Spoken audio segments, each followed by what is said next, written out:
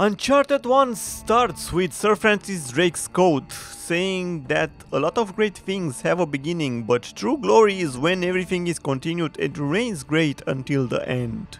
It's funny because Amy Hennig, the writer of Uncharted, left Naughty Dog during Uncharted 4, but we can say that her games were the first 3 Uncharted games.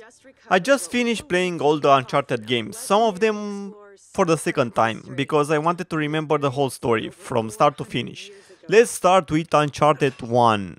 I found out on Wikipedia that at first they wanted to make Elena Fisher a brunette with a soft face. Sony said that they preferred her blonde, but Naughty Dog made everything clear, saying that the real reason was that the pixel shaders improved and making Elena Fisher blonde looked considerably better. The Wikipedia article also says that reception of her character has been mostly positive. She has been called one of the strongest video game females and her equality with male characters has been praised. However, the character has drawn criticism for her unrealistic combat prowess? Powers, I think they wanted to say prowess? What the fuck is prowess? And abrasive personality. Okay, so combat prowess. Prowess means superior skill or ability. Superior strength, courage or daring, especially in battle. Sure, you can call Elena Fisher one of the strongest video game females, but I'm pretty sure Xena Warrior Princess from PlayStation 1 is the best female and the strongest. Gabriel is the second. Final Fantasy VII had Tifa. Tifa, compared to that stupid ass blonde named Cloud, was fighting and kicking ass with her fists. She had special gloves, but whatever. What about Aerith? What about Yuna? How about Fighting Force? Sure, it was more of an action game and not a story-based game, but we had 2 women who kicked ass. How about somebody that is close to the Uncharted games? Lara Croft, Tomb Raider. I love Elena Fisher, I think she's great, but saying she is one of the strongest must be a very long list of over 50 female characters, and even then she would be close to the last place. There are a lot more strong females in video games, and saying Elena is top 10 means that you never played more than 10 games, or at least you never played games with female characters in them. I didn't saw anything that made Elena unrealistic. It's an action game, some jumps that Nathan Drake made is close to impossible. The enemies got a grenade that exploded in their face and they still survived. Drake got shot all the time and he was okay. Elena used a gun, but from what I saw, I was the one who killed at least 95% of the enemies, so she didn't really do much with the gun. I hate it when people try way too hard to talk shit about somebody or go the other way and praise that somebody for no reason. I don't think Elena has an abrasive personality. Let's be real, she has some good reasons to be mad at Nathan Drake.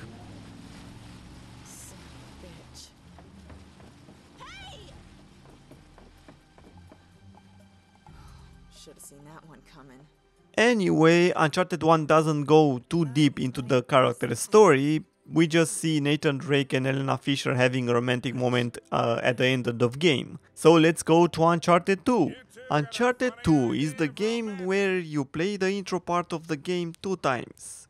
It looks awesome, I get it, but you don't do anything different, and it's not like I can start a new game to replay the intro.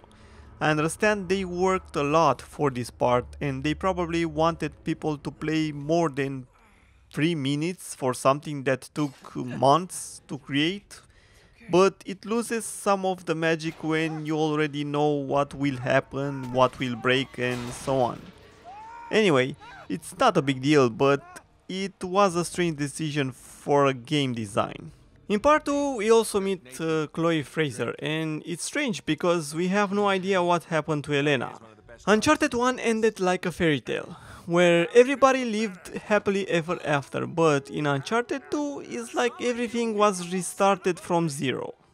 Later in the game we find Elena, and they don't seem to be friends anymore. We never find out why they are more like enemies instead of lovers. But at the end of Uncharted 2, we again see Nathan and Elena having a romantic moment.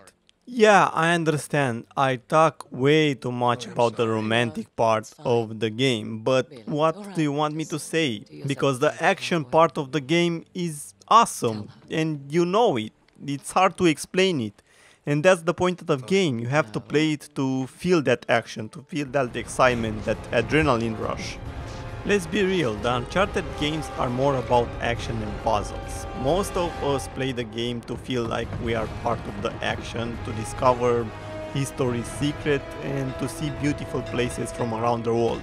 With every Uncharted game we see improvements for the shooting, graphics, parkour.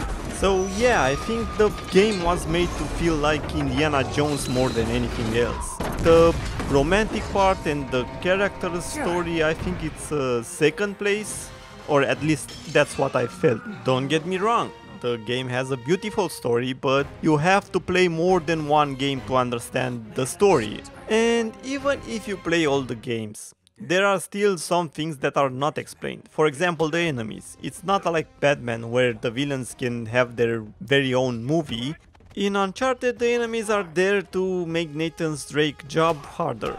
Uncharted 3 starts with an interesting bar fight. We see Nathan Drake as a kid and we find out how Nate and Victor met.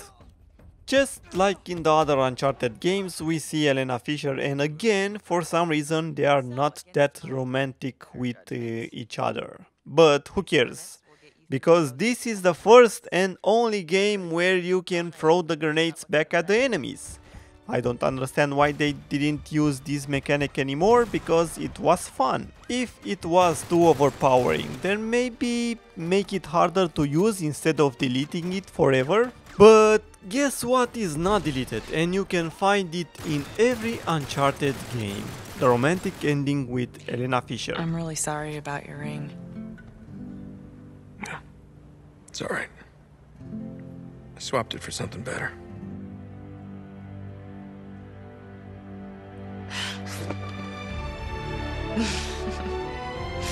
Uncharted 4, the game where Amy Hennig left Naughty Dog.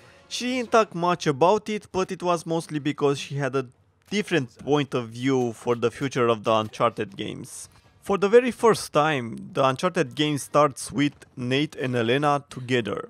We also see Samuel Drake, Nathan Drake's older brother, and again we see Nathan Drake and Elena having relationship issues. For some reason, Nate doesn't want to tell Elena that Sam needs help, so he lies to her. I guess the start of the game was a lie, but now we understand why Nate's and Elena's next meeting will not be very pleasant. Speaking of an unpleasant meeting, Nadine Ross.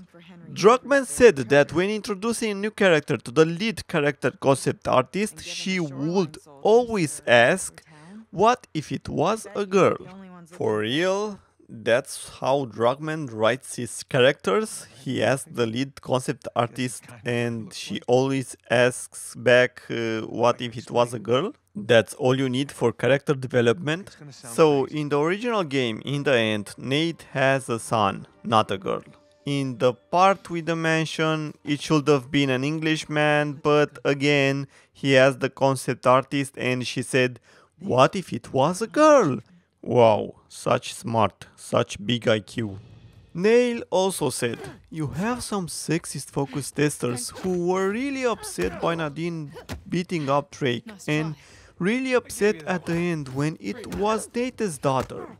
To the point where we had to ask one guy to leave, and his core, it just affected him. He was cursing. Not you too, Naughty Dog. God damn it. I guess I'm done with Uncharted if you guys ever make another one with his daughter. This fucking bullshit. And I was like, wow, why does it matter? Well, Neil boy, that's why it matters. You wrote some characters who don't matter because the idea behind their story is, what if it was a girl? The idea of a character should be how can he impact the story, how the character can make the story better, how can he or she interact with the story and the other characters. Does that make the story better? What's her or his story? But no, you change his son to a girl, added a black woman who's the only one who can beat the Drakes, and an English old woman instead of an English old man. Wow. Well, when Elena was changed from a brunette to a blonde, it was because of a reason. But what was your reason from changing at least two people from a man to a woman?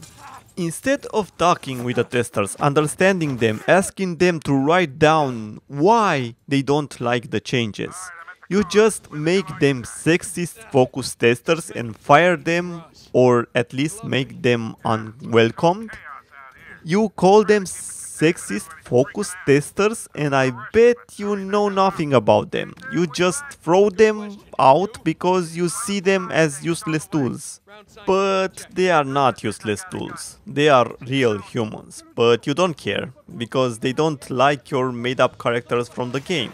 Every time I see this, I always think, how the fuck did this man get a job?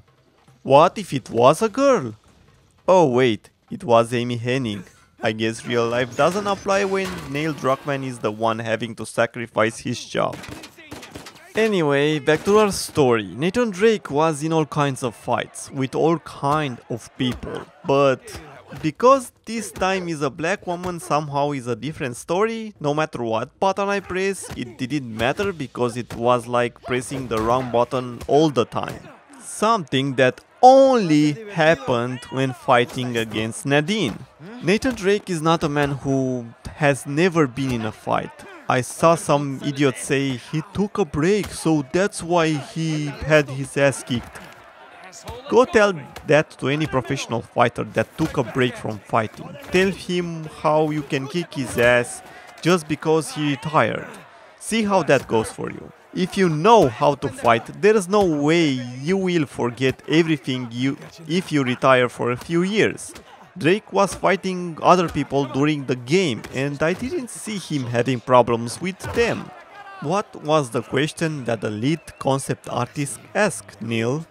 What if Nate was a girl with zero fighting experience? Anyway, Elena finds Nate and for real, I don't understand how you can marry someone but don't have the balls to tell the truth. He wanted to help his brother by doing the same thing he always does. Treasure hunting. I don't think Elena is the kind of person who will say, fuck your brother, let him die. I want to go to the mall this weekend. We don't have time for your brother's life. Remember when Nadine was fighting Nate? Apparently that was too easy for her.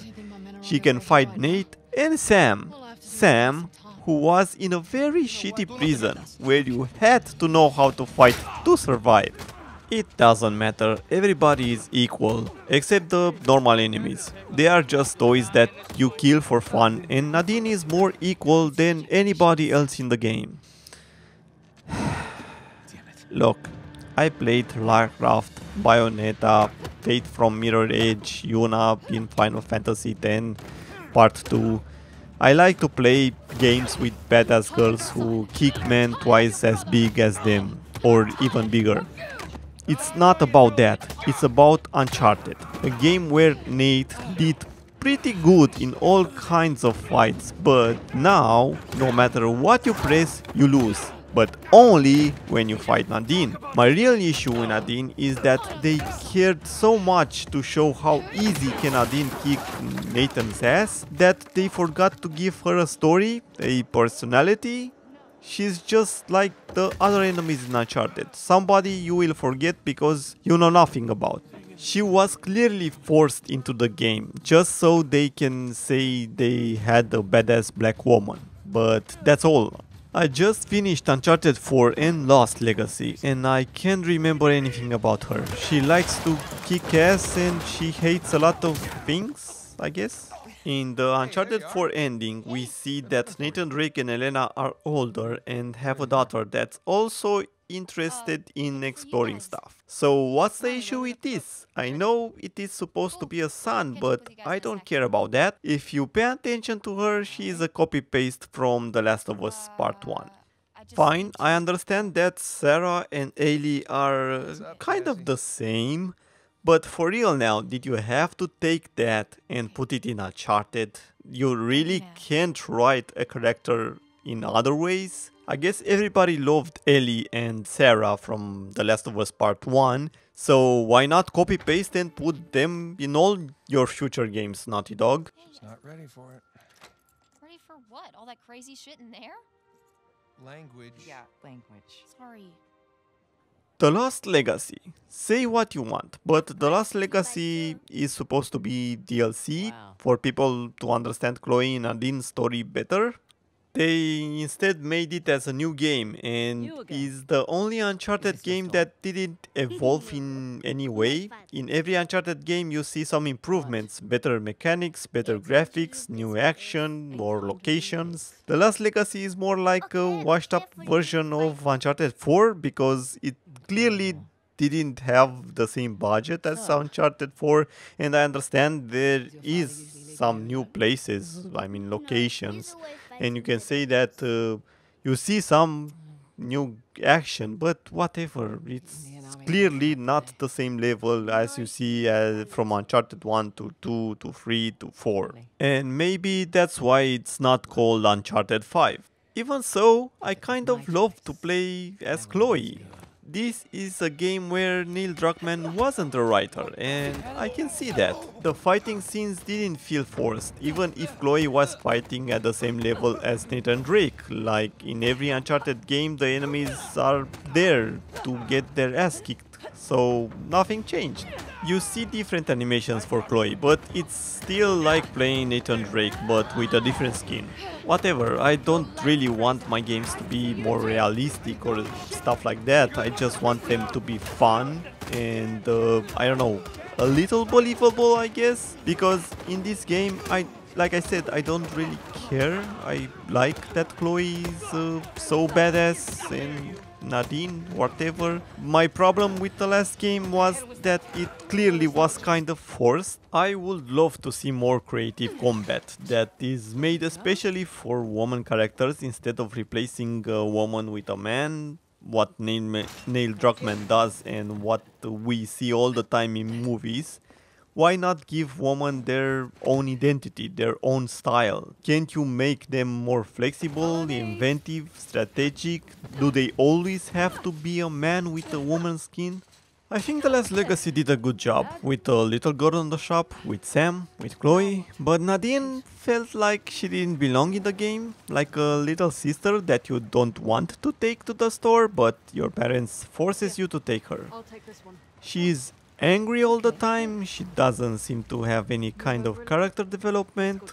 Maybe it was a better idea to work more with Chloe's personality and story, but instead they preferred to have two unfinished characters. I know Uncharted 1 didn't do much for Nathan Drake's story, Victor Sullivan or Elena. You have to play at least the first three to understand who they are, but I feel like The Lost Legacy was created especially for telling Nadine's and Chloe's story, to make them more human, not just some background characters. It didn't feel like the game is made to explore for treasures, as you do with the rest of the Uncharted games, even if that's what you kind of do. And for some reason now Nadine can't beat everybody, she's like an equal to Chloe. It's like she was created only to beat up Nathan Drake and Sam. They even need to work together to take down the boss. This should tell you why the sexist-focused testers had some good reasons to be disappointed and mad at the decisions made in Uncharted 4. At the end of the day, Uncharted is just a video game that we love because of the action and treasure hunting. I wanted to shoot stuff, see things explode, make some outstanding parkour, and discover history's secrets. I think the development team did a great job. All the games look great. even the first Uncharted game, and that's why the games are so low. I think over half of the gamers don't have time to read articles about games, see videos, or even comment on social media. Most of us just want to play games and have fun. That's what gaming is. That's why we play games. It's okay for a game to have political and social stuff, but the problem is when you are way too interested in forcing that into the story and forget to make a game that is entertaining and has a story made to be entertaining, with fun gameplay. At the end of the video, I want to add that there is a lot of games that you don't know about and never played. Instead of getting way too angry about a game you don't like and giving it way too much attention, how about you try finding good games that deserve more love? I think the Uncharted games are good games and you should play them. And I hope the future Uncharted games will still be entertaining. Hey, check it out. Marco. Really? Come on. No. Marco. Polo.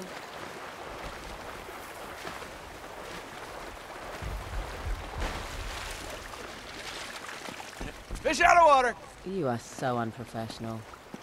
Fraser, come on. We ain't got time to play Marco Polo. What? Nothing.